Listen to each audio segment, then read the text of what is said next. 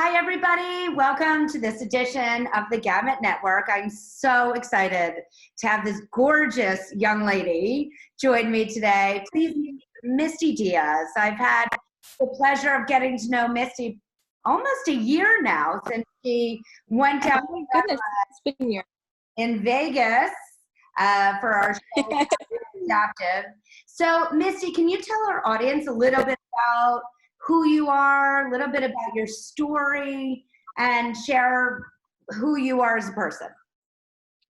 Well, first and foremost, Mindy, thank you so very much for including me in this. And, I hope you're doing well. And it's just really great to be able to use this platform to connect with others on such a positive way and, really spread that positivity. So, a little bit about me, Misty Diaz. I was born with a disability. My condition is called spina bifida, which is a birth defect, which affected my L5. I've had a little over 28 operations in order to, give me the best balance, to, correct my bladder, to just, provide an independent lifestyle that I have today. And, after my 20, I was a complete wreck. I just couldn't think. I wasn't independent like I used to be. I was really starting to lose who Misty was. And, instead of, taking steps back, I, really looked at myself and I thought, if I just try something and do something I've never done before and just try to stick with it just for one day and not really look at the whole picture. And that was something as simple at the time, which seemed like a marathon, but it was something as simply just walking. And, that turned into, really enjoying what I was doing and, meeting people throughout my walk in the community. That exhaled into walking to running, from running to half marathons to races, endurance running and obstacle course races. And, here we are 6 years later.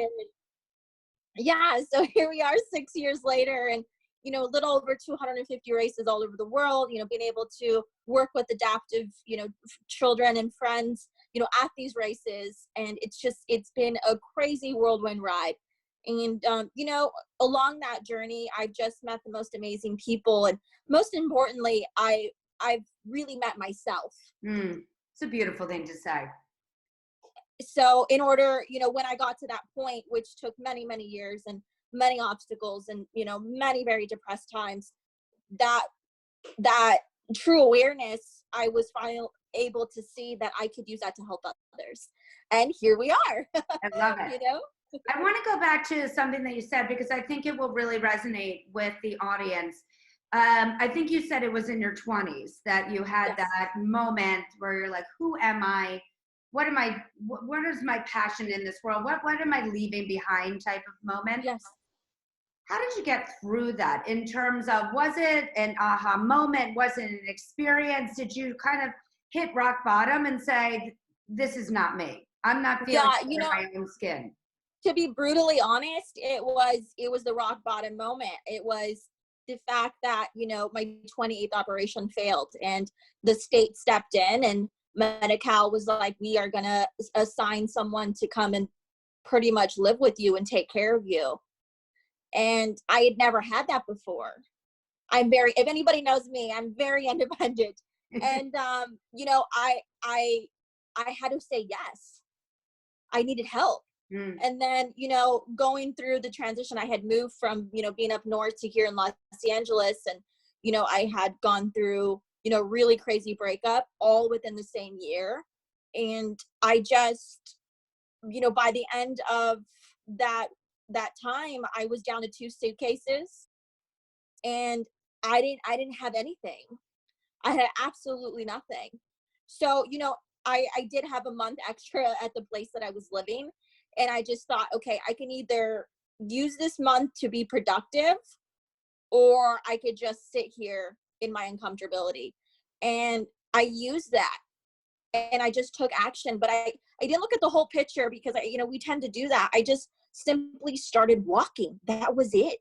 You're right. And to me, that was so much. And by doing that and by, asking for help, by being vulnerable, by, speaking up, I mean, when you lose everything, you're like, well, it can't get any worse. So I might as well, at least ask for help and see, you know, how I can be of help as well. And that's what I did. I literally started washing people's dishes. I started watching people's houses. I started walking people's dogs in exchange for either a little side job or a night on their couch. And that's what I did. That is absolutely unbelievable. There's so many questions I want to ask about that stage of your life, but what I really want to impress upon, you know, the audience and anybody listening to this is not only physically were you having challenges, but you had real life challenges. You broke up with your boyfriend, a relationship that you thought, you know, may have turned out differently, but that's a very familiar aspect that I think the general public doesn't think about things as it relates to people with disabilities, that you would have had the same experience that I had when I was in my 20s in terms of somebody crushing my heart and, you know, being able to just changed. Yeah. And No, just understanding the commonalities here of whether you have a disability or not, we all have life challenges, but yours are impacted by your physical condition. By my condition. Exactly. Absolutely. Totally. I couldn't just, you know, going through that 28. Yeah, no, going through that the 28th operation, it wrecked me. It wrecked me in every angle that I didn't even know that I had. And leaving a relationship prior to that, I could just leave and continue on and go to my job because I was independent, or, you know, I could go back to my house because we live separately. But here I am, you know, depending on somebody that the state is providing me, going through a breakup, not knowing who I am, knowing I only had a month left. So, you know, here I am in this situation. That's my rock bottom.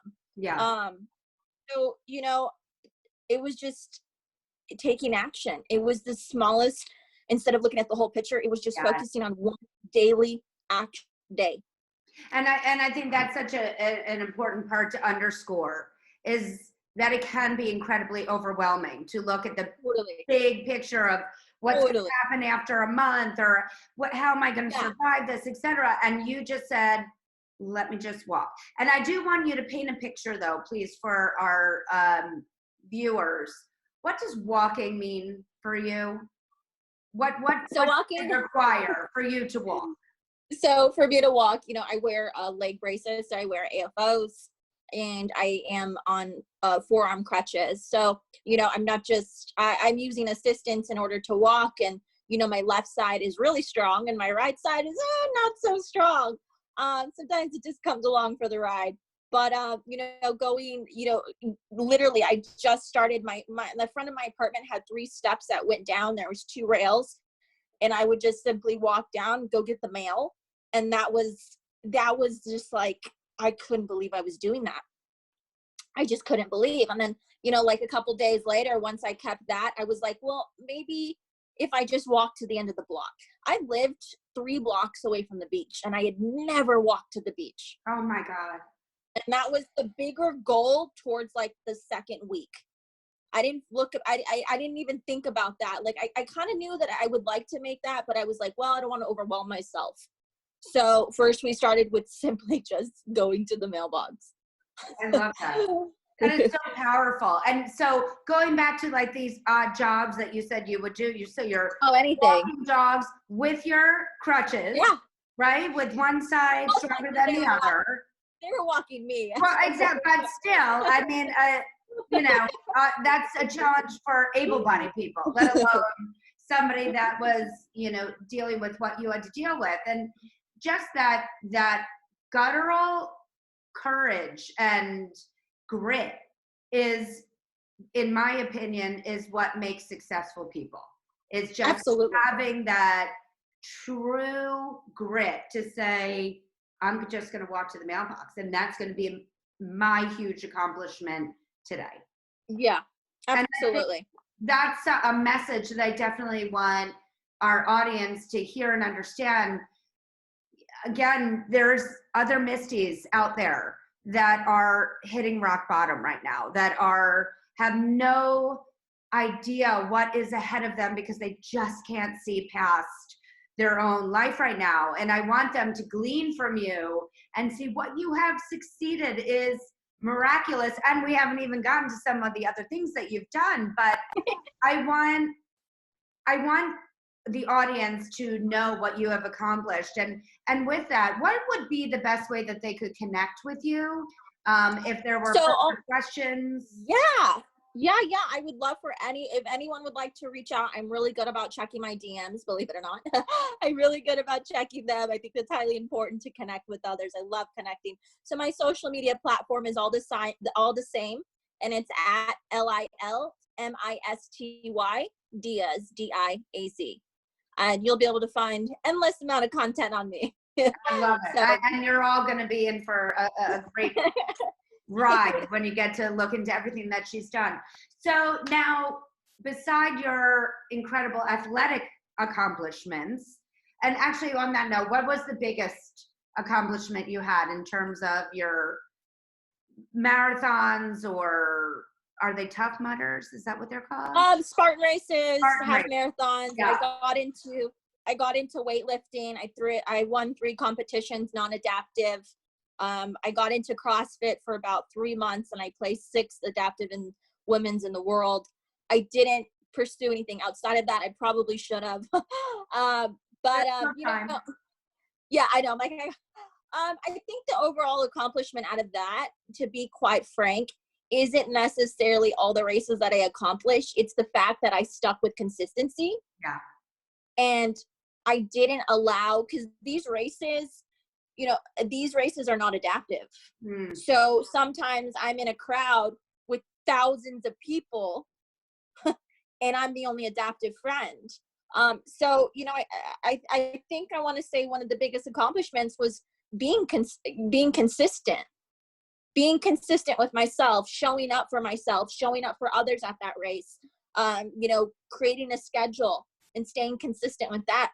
I just don't show up into these races. Like it was taking marathon I ever did. It took me a good 5 months to train.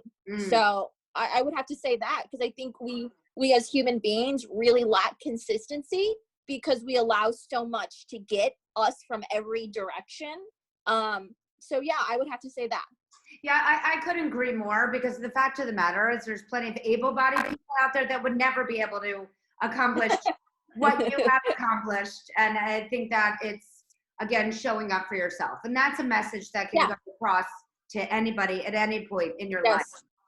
But you have accomplished many other things outside of the athletic world, one of which is one of my favorite things, and that's lipstick.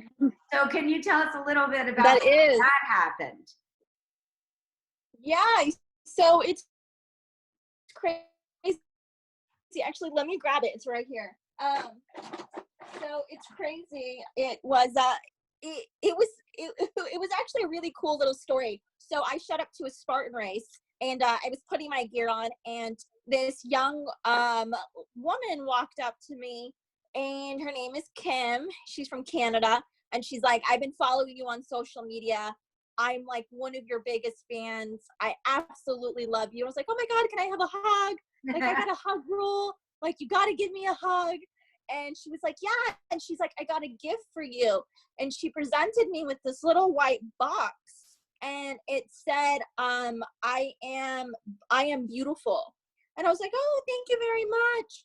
And at the time I had been using like some like off-brand of like lipstick. I don't even know what it was. And I would put it on right before my race. And she goes, I always love that you always smile. Like, I'll see people during the race and they look miserable. She goes, "You're just going along at your speed." She's like, "Just having a good time." She's like, so I opened it, and it was a little 3 lipstick set. It had like a lipstick, a liner, and like a lip gloss. And I just saw the packaging was super positive, super inspirational. And, I told her thank you. We went our ways. She lives in Canada. I live here in LA. And I was looking at the packaging after my travels, and I was like, wow, this is really cool. So, today we live in an amazing time, believe it or not, where, we can connect with brands. And I was like, let me just reach out to them. And basically I reached out to them. I didn't get a response. I waited a little bit. I reached out to them again, super positive, super kind. And finally, I believe the third time they reached back out to me and they were like, okay, we'll listen to you. But, I just was honest with them and I said, I love what you do and I would love to see if we can do a collaboration. And we ended up doing that. And I ended up coming out with I Am Adaptable. And I have worn it and it's gorgeous. And I love it. Basically the campaign behind it was something that it was what I created 100%. And it was just like, we all have to adapt, all of us. A mother with children has to adapt, a college student, myself, it's not just me having to make the accommodations in order for my lifestyle, in order for my life to continue to move forward.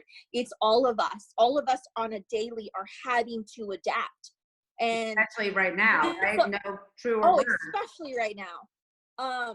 And I just wanted people I wanted people to just have a little bit of me and just a little bit of confidence. We all have something, whether it be a favorite hat, a pair of shoes, or that makes us feel really strong and confident. And one of the things is wearing a really great shade of red lipstick. And that was the marketing behind it. We donated, most of the proceeds, which was great, to challenge athletes. Loved them. And that's pretty much what happened. And it was all just really being persistent and showing up and seeing how I could be of value to another brand. I love that. And again, I have it. I love it. I highly recommend people getting it. And where can they find the lipstick? So they can go to realher.com. Realher, REALHER.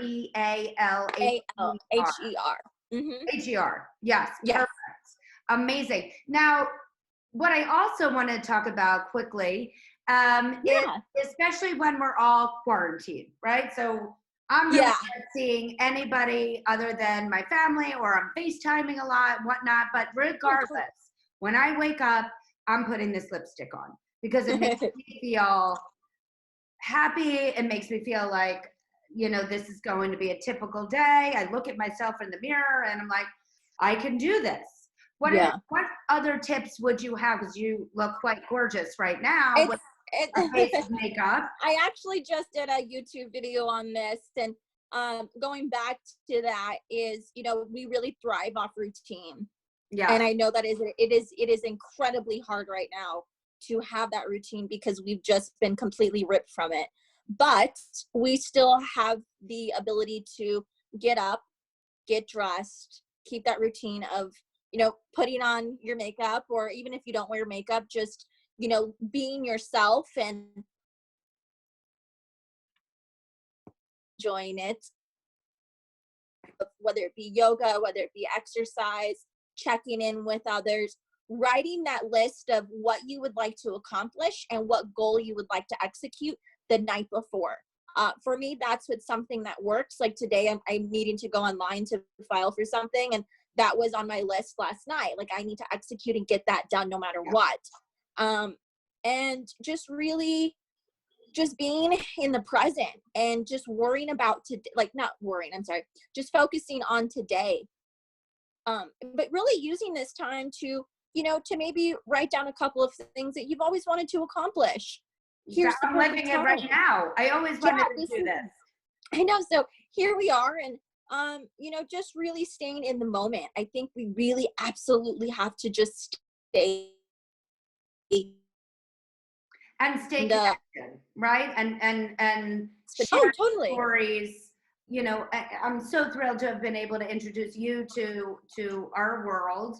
But before we go, I do have one last question that I'd like to ask all the guests. This is my vision board that I love it. To me all the time. Who or what would be on your vision board? Oh man, numerous things. I'll just come to mind. I would say on my vision board, it would be having my own line of athletic fitness, adaptable wear. Love that. I think it would be, as well as having collaborating with the makeup brand in regards to creating some accessories, and for those who are adaptive. And I think, you know, really, the third one, I want to say a children's book. So I'd put some type of book that I would like to kind of use as an inspiration, kind of have something kind of going on with that, and just really stay, those three things. Well, Absolutely. I no doubt you're going to accomplish all three and more. Just again to recap, because I want to make sure people know how to get in touch with you. Please, again, talk about your social handles, where to get the lipstick. Yeah, so you can go to Realher, REALHER, and you're going to see on the website, if you look to the left, if you do the drop down, you're going to see Misty Collab, and it's going to have a video of why I decided to come out with this and why we collaborated. And then my social media handles are all at LILMISTYDIAZ, and they can reach out to me anytime. My DM is always open. And yeah, I just think this is a great thing. I'm so excited. Thank you so much for joining us. Thank today. you. I always love seeing you. I miss you. And I know, I miss you. I can't wait to get out to LA when all this is behind us. I know. And for everybody listening out there, if you would like to be spotlighted on the Gamut Network, please email us at talent@gamutmanagement.com and tell us a little bit about why you would be a great guest on our show. Misty, thank you again so much. Thank you, Stay well, Mindy. stay safe, stay beautiful. Thank you. Love you. Thank you. Bye.